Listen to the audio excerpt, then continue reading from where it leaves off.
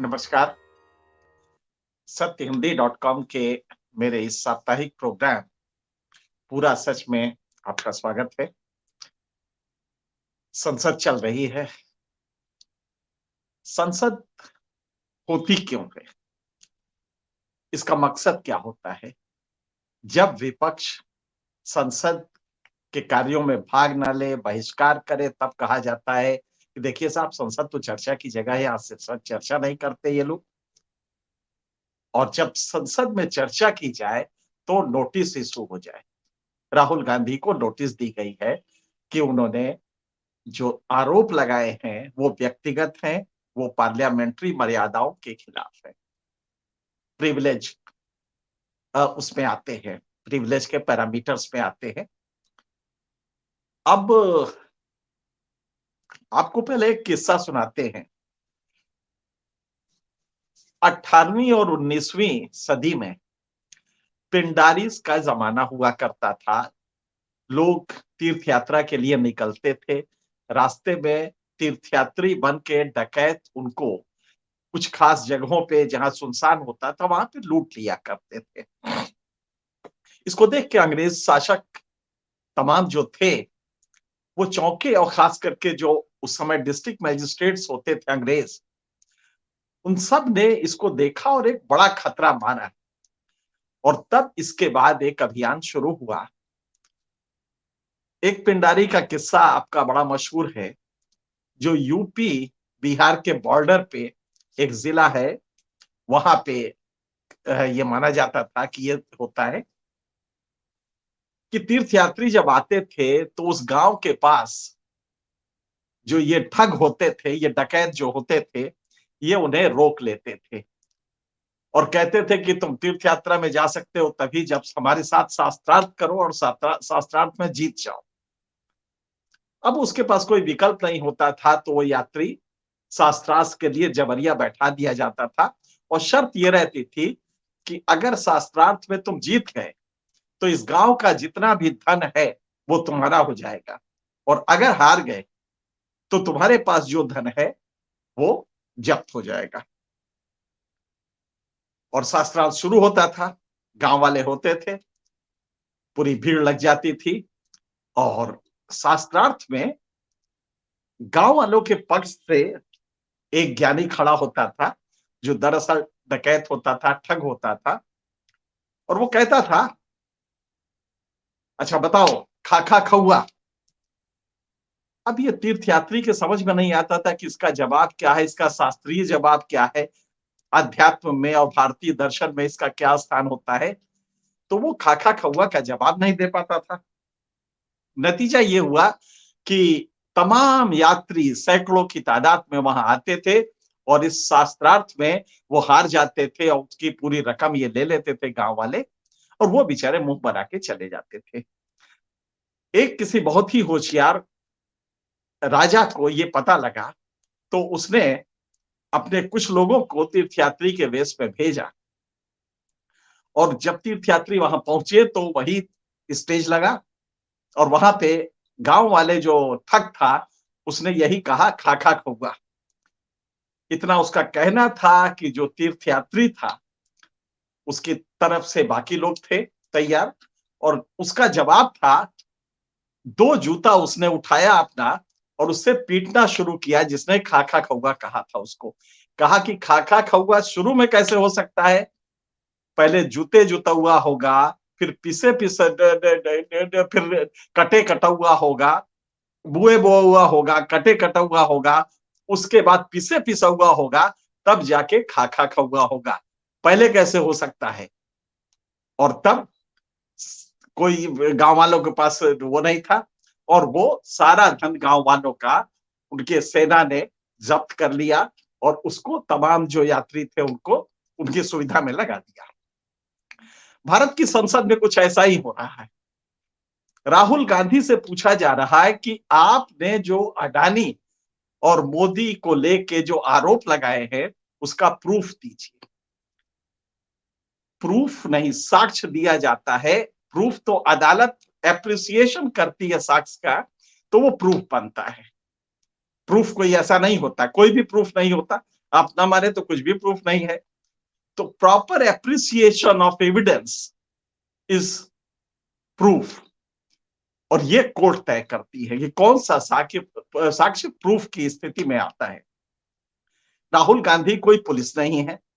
संसद के लोग जो होते हैं वो आरोप लगाते हैं, और आरोप से ही कोई भी चलता है। मान लीजिए कि किसी ने किसी का बलात्कार किया, तो वो प्रूफ कहां से देगा? जब वो थाने जाएगा तो वो यही तो कहेगी ना कि ये हुआ है। प्रूफ तो उसके बाद सब्सिक्वेंट जो जांच होगी उसमें प्रूफ पता लगेगा। अडानी के साथ राहुल गांधी ने एक फोटो दिखाई प्रधानमंत्री की, वो जक्सटापोजिशन प्रूफ करता है कि दोनों नजदीक है, हवाई जहाज है। और ये कोई नई बात नहीं है, मुझे याद है मैं खुद गया हूं। आडवाणी जी चुनाव यात्रा थी, आडवाणी जी के साथ गया हूं, और जो जहाज था वो बॉम्बे डाइंग के मालिक का था। ये तो नॉर्मल प्रक्रिया होती है कि चुनाव में नेता लोग उद्योगपतियों के जहाज लेके उड़ते हैं, और ये एक नेक्सस है। तो ये बहुत कॉमन बात होती है कि बीजेपी उस समय तमाम उद्योगपतियों से लेते थी, कांग्रेस लिया करती थी, इसमें कुछ भी नया नहीं है। लेकिन अगर ये कहा जा रहा कि जक्सटापोजिशन है, नजदीकी है। अब आपको दूसरा किस्सा बताएं। राहुल गांधी से नोटिस आप दे रहे हैं, ये कह रहे कि साहब ये व्यक्तिगत आरोप है। जी हाँ, व्यक्तिगत ही लगते हैं। बोफोर्स में चीख चीख के ये नहीं कहा गया उस समय कि साहब बोफोर्स के आरोप है, और उसमें राहुल गांधी के यहाँ राजीव गांधी से परिवार का कटौती का रिश्ता बताया गया कि ये नजदीकी है।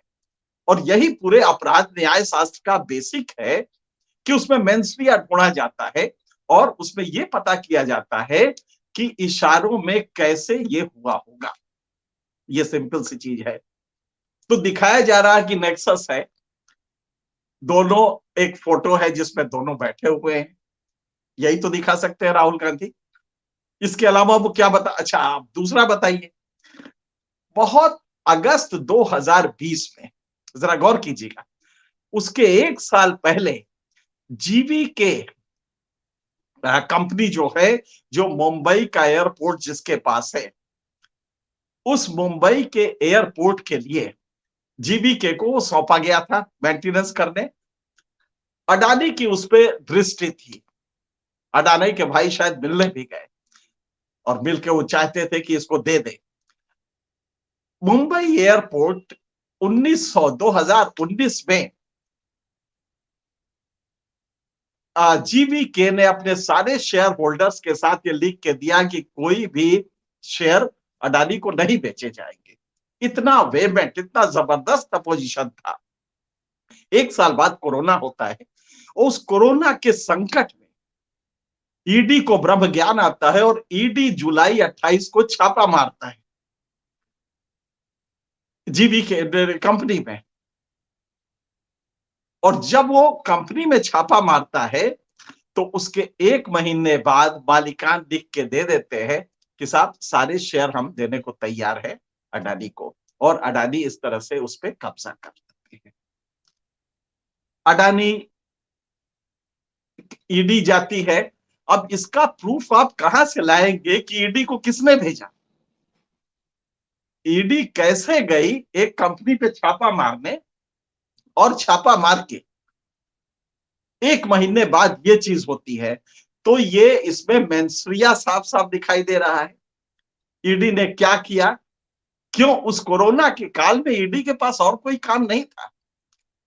ईडी छापा मारती, और भी एजेंसीज थी जो छापा मार रही थी, और चीख के बेचारा वो कंपनी पूरे शेयर अडानी को दे देती। इतना ही नहीं होता है। अब जब ये बात हुई तो वो कंपनी करे नहीं नहीं साहब, हमारे ऊपर कोई दबाव नहीं था। मतलब दबाव के ऊपर दबाव कि वो बेचारा मारा भी जा रहा है, और तब भी कह रहा है साहब मुझे चोट बिल्कुल नहीं लग रही है। क्या ये ऐसे हो जाता है? लेकिन संसद में कहा जा रहा, संसद का पीठासीन अधिकारी कह रहा है कि साहब प्रूफ लाइए।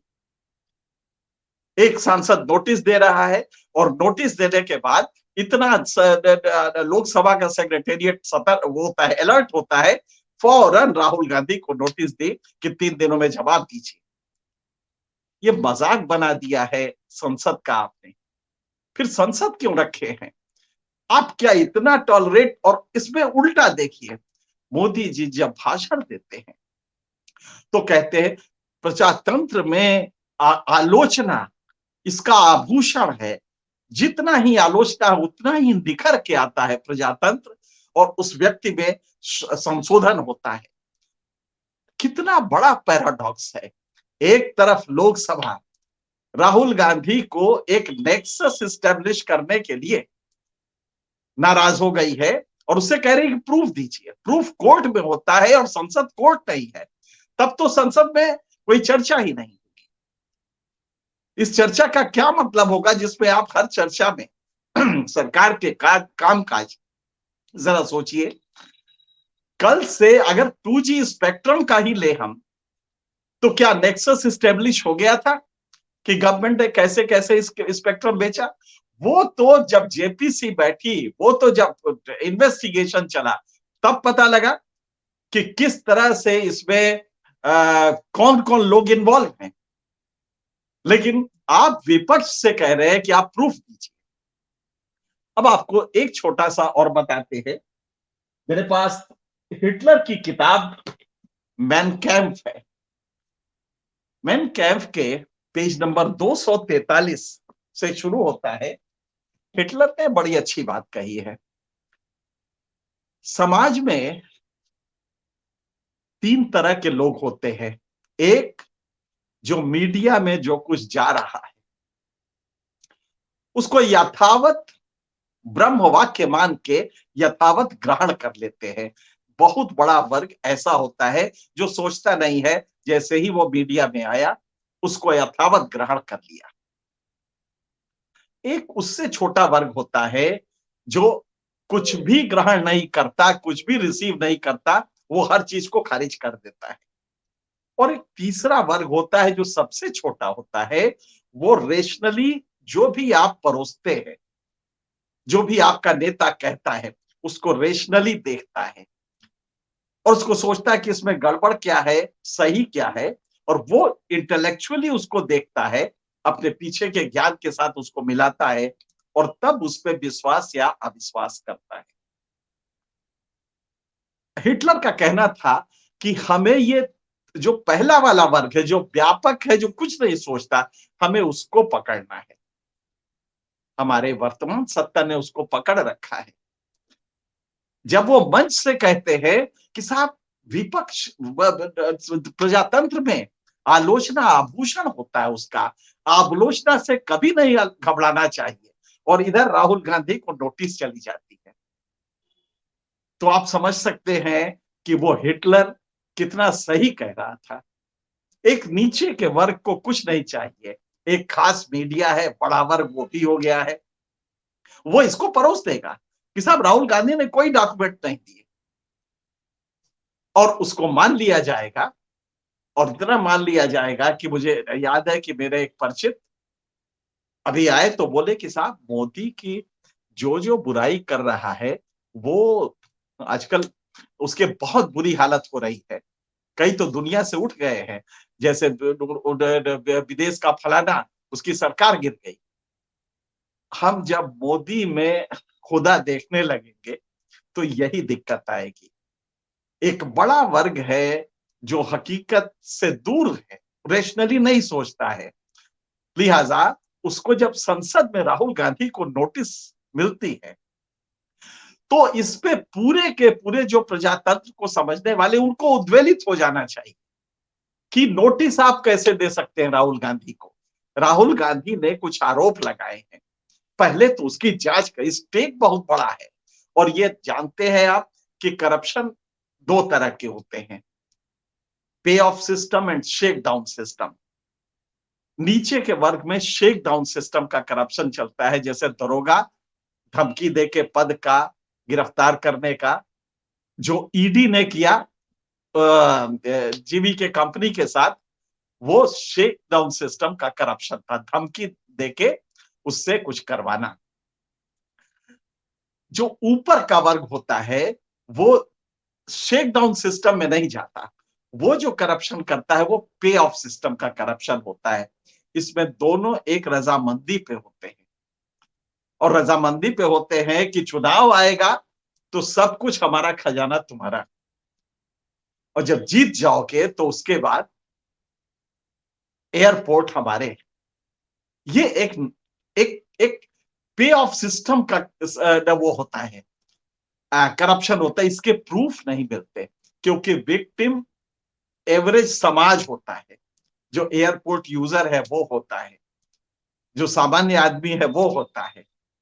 रातों रात गरीब गरीब हो रहा है, अमीर अडारी बढ़ता जा रहा है, और अगर 600 नंबर से 609 नंबर से दूसरे नंबर पे दुनिया के पहुंच जाए, और यहां पे जिन्हीं कॉफिशिएंट पे भारतीय समाज गरीब होता जाए, एक बड़ा वर्ग गरीब होता जाए, तो आप नेक्सस तब समझ सकते हैं।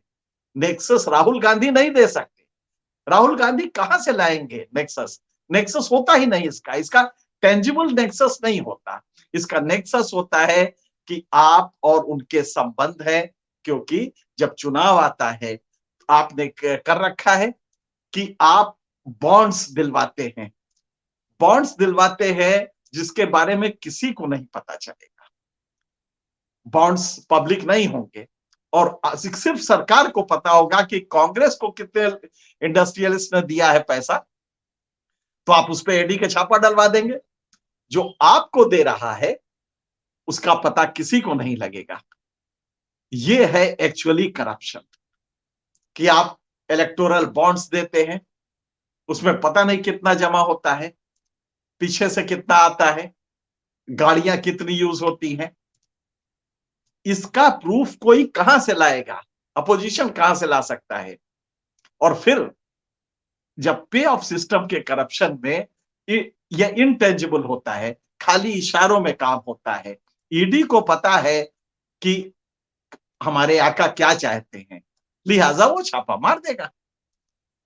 बाकी काम तो फिर वो डर के मारे बाकी चीजें हो ही जाएंगी। तो आप इसको समझें। आज संसद में ये हुआ है, कल ये सड़कों तक पहुंचेगा। ये ऐसे ही नहीं रहेगा। लिहाजा आपको सोचना यह है कि ये हमारा प्रजातंत्र जा कर फिर संसद है क्यों? संसद में अगर हम आरोप नहीं लगाएंगे सरकार के कृत्यों को, गवर्नेंस बाय डिस्कशन ये मूल होता है उसका। जो 4 तत्व होते हैं हमारे प्रजातंत्र के, उसमें majority rule, recognition of minority rights, constitutional government, और चौथा सबसे इंपॉर्टेंट गवर्नेंस बाय डिस्कशन। यही वजह है कि पार्लियामेंट अस्तित्व में होता है, वरना कोई कोई तुक नहीं है। आप जब हर आरोप के लिए प्रूफ मांगने लगेंगे तो वो प्रूफ नहीं दे सकता। लेकिन आप कम से कम जेपीसी तो बैठाइए, लेकिन आप दहशत में डालने के लिए राहुल गांधी को नोटिस सर्व कर रहे हैं कि वो ये बताए कि उसने कैसे पर्सनल अटैक किया है। पर्सनल अटैक ही होता है क्योंकि इनटेंजिबल है। किस पे अटैक करे वो? सरकार की ईडी छापा मार रही है, ये किसके कहने पे मार रही है? क्या हम कोई प्रूफ लाएंगे? इसका प्रूफ क्या होगा कि उन्होंने फोन किया है, मैंने रिकॉर्ड किया है, कि देश के प्रधानमंत्री किसी को फोन कर रहे हैं, किसी अफसर को? ये तो होता नहीं है। और जब तक प्रधानमंत्री नहीं करता आप कहेंगे प्रूफ ही नहीं है। तो आपने मजाक बना रखा है डेमोक्रेसी का। अगर यही चलता रहा तो मुझे लगता है कि डेमोक्रेसी कुछ दिन भी सरवाइव करना मुश्किल पड़ेगा। आने वाले दिनों में ये एक बड़ा खतरा बन सकता है। अगर आपको वाकई आलोचना पसंद है, जैसा कि देश के प्राइम मिनिस्टर अपने एड्रेसेस में कह रहे हैं, तो करिए ना, जेपीसी कॉन्स्टिट्यूट करिए। और वो भी छोड़िए, आप राहुल गांधी को नोटिस दे रहे हैं, आप किस भावना से दे रहे हैं? तो इतना बड़ा प्रजातंत्र के साथ इतना बड़ा एक माहौल प्रजातंत्र का बनाना भारत में इतिहास में फिलहाल जो 70 साल का है, पहले कभी नहीं हुआ है। इसको लोगों को समझना पड़ेगा। ये सिर्फ नोटिस नहीं है राहुल गांधी पे, इसके पीछे वो दहशत है कि राहुल गांधी भी आलोचना नहीं कर सकते। अगर वो नहीं कर सकते, आप बताइए हम कहां से प्रूफ लाएंगे? हमारे पास एक ही प्रूफ है कि ईडी छापा मारती है और 1 महीने के अंदर सारे शेयर चले जाते हैं एक उद्योगपति के पास, जो सत्ता में बैठे लोगों का करीबी है।